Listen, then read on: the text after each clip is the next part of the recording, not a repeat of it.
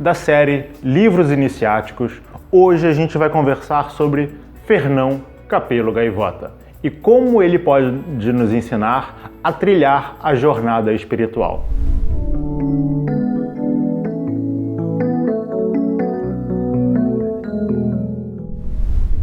Fernão Capelo Gaivota é de fato um grande clássico dos livros iniciados, ele é muito interessante. Eu particularmente gosto muito dele porque ele se difere um pouco de alguns outros livros pela simplicidade que ele traz, pelo menos na forma como ele é colocado, né? Ele é um romance e ele traz assuntos muito complexos de uma maneira muito gostosa, né? De uma história que te leva, de fato. É um livro curtinho, você consegue ler muito rápido, mas você pode pensar sobre ele, filosofar sobre ele a vida inteira, né? E é interessante fazer uma colocação rapidamente sobre a forma como ele foi escrita, né?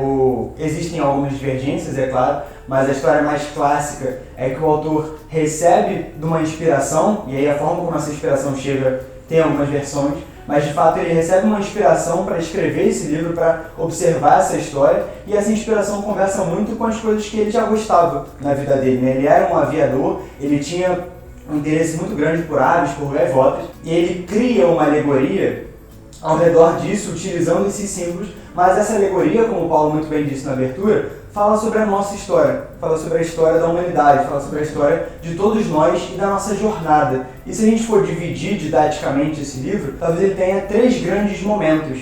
E a gente vai abordar cada um desses momentos para a gente entender um pouquinho mais como isso pode se aplicar na nossa vida. Como o João bem disse, né, Fernão Capelo Gaivota, além de ser um clássico dentro da literatura convencional, ele também é considerado um livro iniciático para aqueles que estudam aquilo que a gente considera como esoterismo, né, o ocultismo.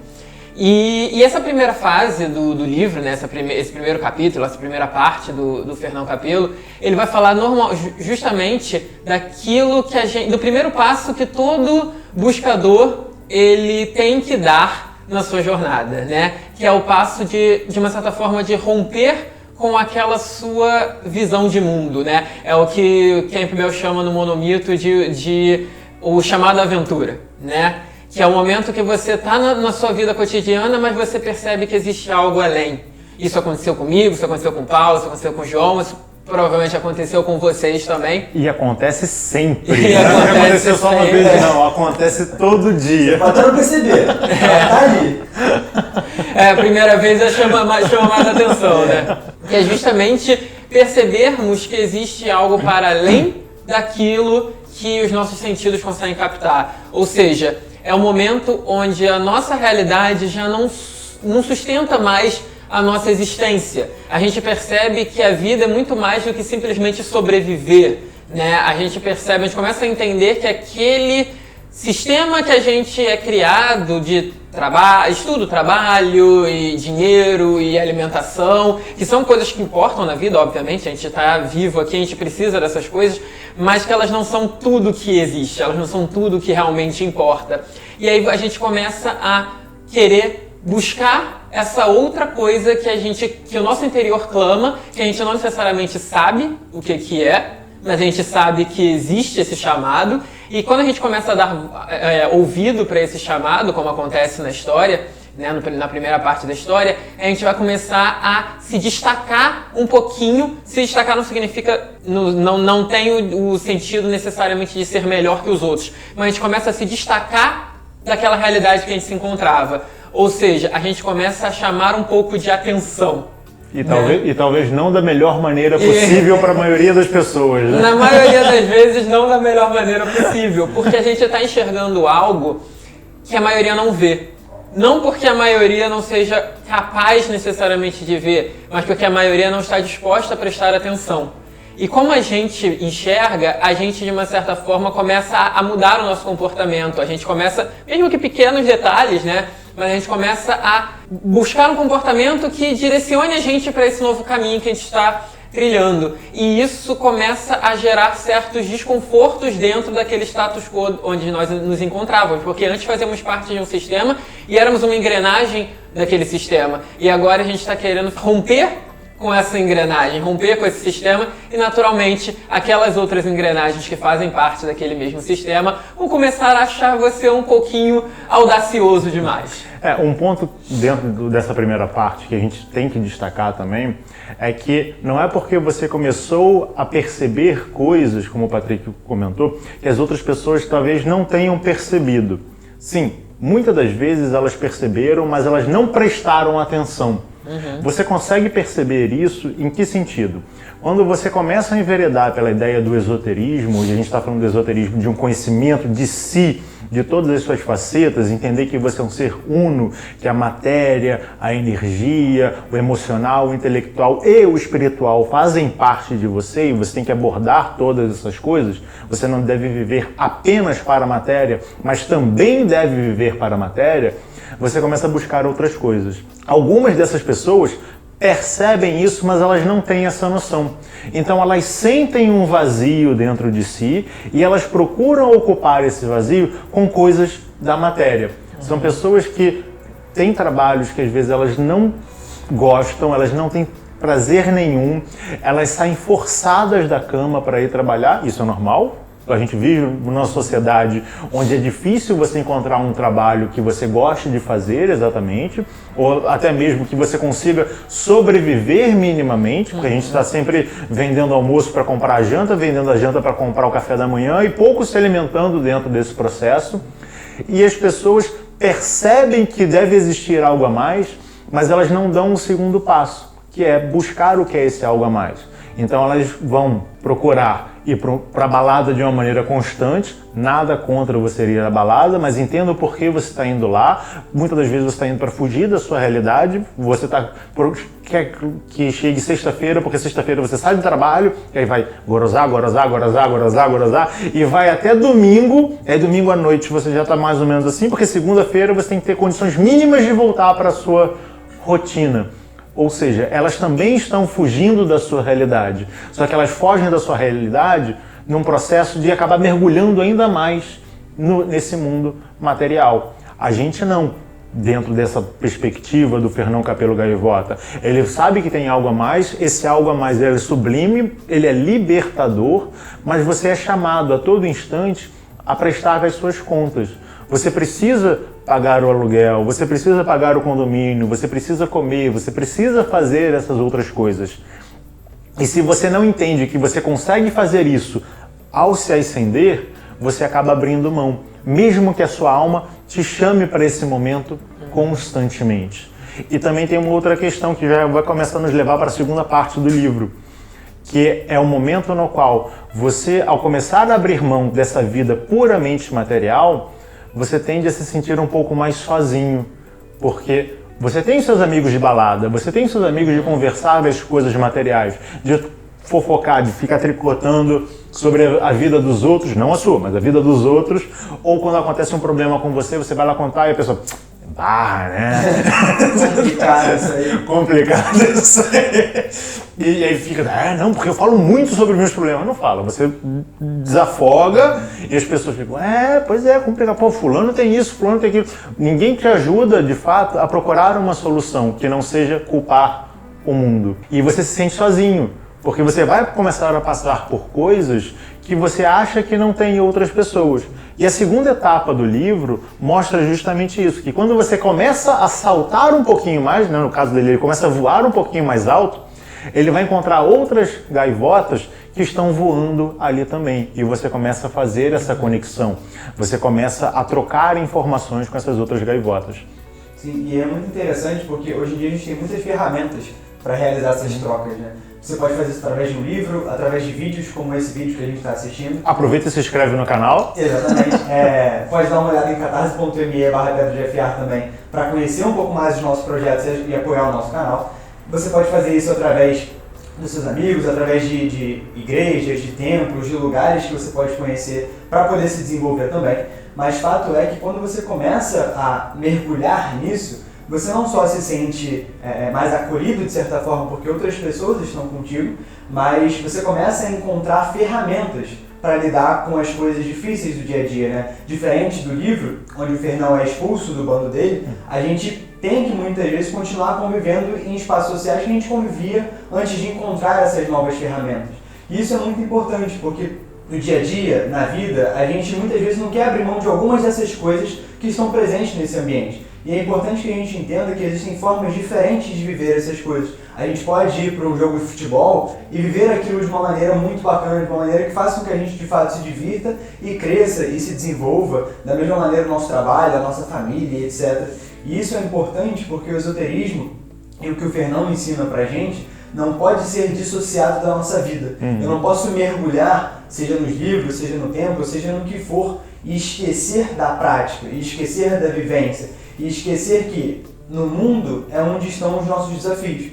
E é ali que a gente precisa se testar, se provar. Esses espaços, eles servem como treinamento, eles servem como instrução para que a gente cresça, para que a gente se desenvolva. Mas até que a gente seja de fato testado e coloque ou tente colocar os ensinamentos à prova, até que a gente veja se a gente consegue voar mesmo em ventos mais difíceis, aquilo talvez não tenha tanto significado, aquilo talvez não esteja completo na nossa vida. E aí, a partir dessa tentativa e erro, desse treinamento, desse treino e jogo, é que a gente vai se desenvolvendo e vai chegando perto daqueles que são os nossos referenciais, perto daqueles grandes mestres que conseguem voar muito alto e que muitos momentos para nós são como inalcançáveis. Mas à medida que a gente vai construindo, a gente vai vendo que de pouquinho em pouquinho a gente chega não como eles, mas a nossa maneira, de maneira similar, a patamares que eles também conseguem alcançar. Abrindo parênteses aqui para complementar isso que o João falou muito bem, é interessante a gente perceber que quando a gente vai chegar em determinados lugares, existem lugares ditos esotéricos, mas que na verdade não são esotéricos. Porque a gente tem que aprender a diferenciar aquilo que é daquilo que parece ser. Tem uma música, acho que é do Rapa ou do Planet Hemp, que fala: nem tudo que reluz é ouro ou televisionado. Né? Então, você tem que entender a diferença, o que é ouro, o que é da televisão, o que é de verdade e o que não é de verdade. Existem muitos lugares que vão falar de técnicas. Porque aqui, por exemplo, a gente vai estudar sobre astrologia. E astrologia, aí tem gente, astrologia significa que você é o seu signo. Não significa nada disso. E aí a pessoa vai falar, não, porque eu não sou mal educado, eu sou ariano. É da minha essência. É da minha essência, eu não sou maneiro, eu sou ariano. Eu não sou preguiçoso, eu sou taurino. Eu não sou dramático, é que eu sou de câncer. Não é isso de fato. É você entender aquela ferramenta. Mas para você entender aquela ferramenta e como ela funciona de fato, você precisa entender uma epistemologia daquele pensamento. Se você está num lugar onde eles não te ensinam a pensar, talvez esse lugar não seja um lugar esotérico de verdade. Ele pode te dar ferramentas, mas se ele não te ensina a pensar o uso daquelas ferramentas, desculpa, ele não é um lugar esotérico de verdade. Então você pode frequentar esse lugar, mas eles só estão cuspindo coisas para você e você não consegue refletir e ver isso na sua vida e ver como todos esses pensamentos vão se encadear, eles vão se conectar, talvez você tenha que rever esse lugar. Ou talvez você tenha que perguntar, porque às vezes isso existe no lugar, só que as pessoas às vezes não estão passando porque ninguém está perguntando, eu não vou seguir adiante. Uma coisa que a gente aprende na vida é que o óbvio não é tão óbvio assim. Às vezes a gente fala sobre determinadas coisas e a gente acha que a outra pessoa entende, porque ela tem a mesma base que a gente. Quando a gente vai conversar sobre um determinado assunto, se eu sei aquilo, é óbvio que as pessoas também sabem. Não é óbvio que as pessoas também sabem. Por incrível que pareça, não é. Por isso que é interessante você começar a conversar um pouco mais sobre essas coisas, até mesmo para te preparar para passar esses ensinamentos adiante. E aí a gente vai entrar na terceira etapa desse livro em si. E essa terceira etapa é justamente, como o Paulo acabou de falar, esse momento onde a gente passa de discípulo para mestre. E aí também é interessante falar que nós não necessariamente deixamos de ser discípulos quando nos tornamos mestres, né?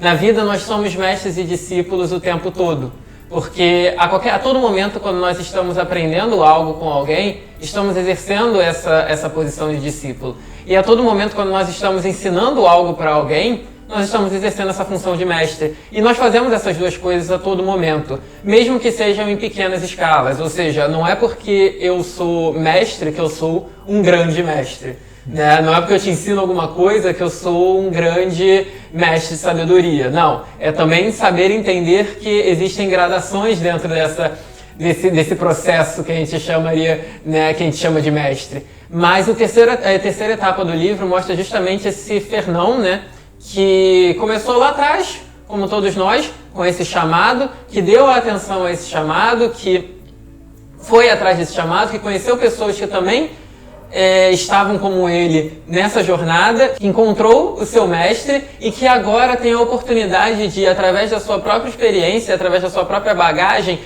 trazer esses ensinamentos para os demais. Porque, da mesma forma que houveram outros antes dele, também haverão outros depois. E não adianta a gente simplesmente, né, como acontece no livro, ou como muitas vezes acontece também na nossa realidade, né? Às vezes nós somos isolados de determinado grupo, ou às vezes nós nos isolamos de determinado grupo quando nós começamos a buscar um caminho mais espiritualizado, um caminho mais esotérico. Só que, assim como eu citei lá no iniciozinho do vídeo falando sobre o monomito, né, ou a jornada do herói do Campbell, quando você alcança esse conhecimento, quando você alcança esse elixir, você precisa voltar para o seu mundo. Ou seja, o Fernão ele precisou sair do bando dele, porque dentro do bando dele ele não iria encontrar as coisas que ele buscava. Porém, ao encontrar as coisas que ele buscava, ele precisou voltar. Por quê? Porque agora ele já não era mais o mesmo Fernão que saiu. Ele ainda tinha muitas questões do Fernão que saiu, mas ele agora tinha outros conhecimentos, ele tinha uma outra bagagem, ele tinha uma outra vivência que poderia servir para auxiliar não só aquela comunidade da onde ele veio, né, aquele bando da onde ele veio, como também auxiliar pessoas, né, membros daquela sociedade que também tinham esse chamado, porque na verdade todos têm esse chamado, todos nós temos esse chamado, como o Paulo falou, nós apenas damos atenção a ele ou não damos atenção a ele.